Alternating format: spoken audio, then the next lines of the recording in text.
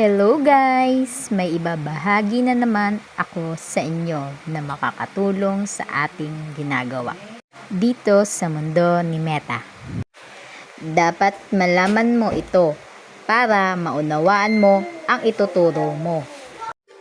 Lagi mong sinasabi, engagement is the key. Hindi mo naman nauunawaan itong isang salita para mas malinawan ka, guys. Engagement is the key.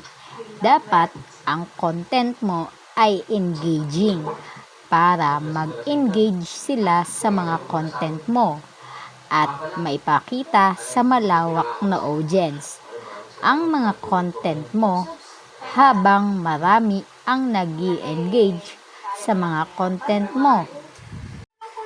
May chance na tumaas ang mga views mo. Ito, organic, hindi kinakausap or pinipilit. At higit sa lahat, walang kapalit. Hindi balikan kayo ng balikan hanggang makaranas kayo ng R. Nalilinawan na ba? Kung hindi pa rin, dahan-dahan mo aralin ang mga patakaran dito sa platform. Isabay mo sa pag-unawa sa ginagawa nilang creator education.